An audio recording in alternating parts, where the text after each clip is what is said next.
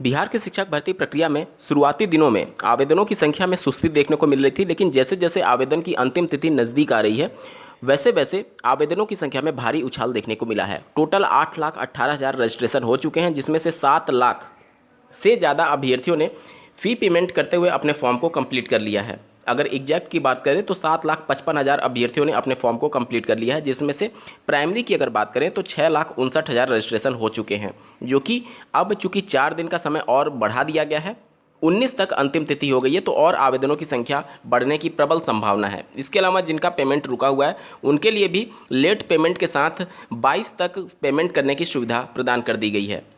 जैसा कि आपको ज्ञात होगा, बीपीएससी के चेयरमैन के द्वारा जो एक प्रेस कॉन्फ्रेंस में सूचना दी गई थी कि जो हमारे पास कैपेसिटी है वो 6 से 6.5 लाख अभ्यर्थियों का एक पाली में परीक्षा कराने का है। अब चूंकि इनसे ज़्यादा संख्या हो चुकी है, प्राइमरी की ही बात करें तो 6,59,000 रजिस्ट्रेशन हो चुके हैं, तो इस वजह से अब ये प्रबल संभावना है कि 2 पालियों में परीक्षा होगी। और जब 2 पाली में परीक्षा होगी तो दोनों का पेपर अलग अलग आएगा। पेपर अलग होने की कंडीशन में दोनों का जो डिफ़िकल्टी लेवल होगा वो अलग अलग हो सकता है। इन सबको ध्यान में रखते हुए नॉर्मलाइजेशन को अपनाने पर अब आयोग विचार कर सकता है। आप लोग देखते होंगे कि जो भी परीक्षाएं एक से ज़्यादा शिफ्ट में होती हैं उनके लिए नॉर्मलाइजेशन का कॉन्सेप्ट लाया जाता है। चाहे आप उत्तर प्रदेश की यूपी SSS के माध्यम से आयोजित होने वाली पीईटी की परीक्षा देख लीजिए या फिर अन्य कोई भी परीक्षा देख लीजिए।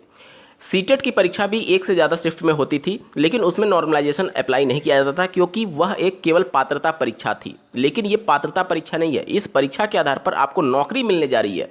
तो इस वजह से 100% ये तय है कि इस पेपर में नॉर्मलाइजेशन का कॉन्सेप्ट लागू होगा।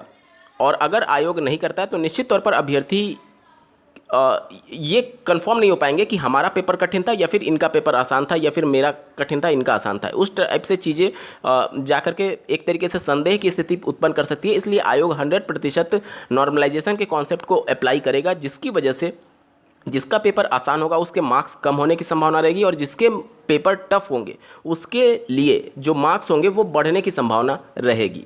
तो ये कुछ महत्वपूर्ण बदलाव देखने को मिल सकता है आवेदनों की संख्या बढ़ने की वजह से, क्योंकि जो टोटल कैपेसिटी है बिहार में बीपीएससी के द्वारा जो नोटिस जारी किया गया था उसमें 6 से 6.5 लाख अभ्यर्थियों के एक शिफ्ट में परीक्षा कराए जाने की टोटल कैपेसिटी है और आवेदनों की संख्या इससे ज़्यादा हो चुकी है। तो अब मजबूरी हो गई है कि हमें 2 शिफ्ट में परीक्षा कंडक्ट कराना ही होगा, जिसकी वजह से नॉर्मलाइजेशन लागू होने की प्रबल संभावना बढ़ गई है। इस वीडियो को देखने के लिए आपका बहुत बहुत धन्यवाद। भगवान करे आपका दिन शुभ हो।